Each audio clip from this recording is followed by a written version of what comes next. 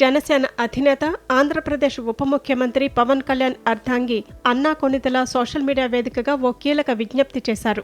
తన పేరును చాలా కాలంగా తప్పుగా ప్రచారం చేస్తున్నారని, ఇకపై తనను అన్నా లెజినోవా అని కాకుండా అన్నా కొణిదెల అని మాత్రమే పిలవాలని అభిమానులను, మీడియాను కోరారు. తన పుట్టినరోజు సమీపిస్తున్న వేళ ఇన్స్టాగ్రామ్లో ఈ విషయాన్ని వెల్లడించారు.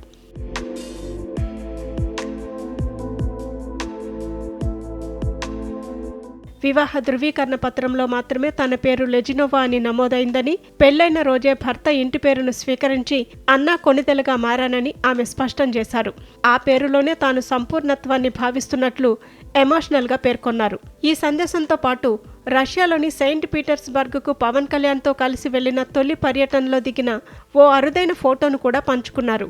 ప్రస్తుతం ఈ పోస్ట్ సోషల్ మీడియాలో విపరీతంగా వైరల్ అవుతోంది. కొద్ది గంటల్లోనే వేలాది లైక్లు, కామెంట్లు వచ్చాయి. ఇకపై మిమ్మల్ని అన్నా కొణిదెలగానే పిలుస్తాం వదినమ్మ అంటూ జన సైనికులు, అభిమానులు ఆమెకు నెట్టింట పూర్తి మద్దతు తెలుపుతున్నారు.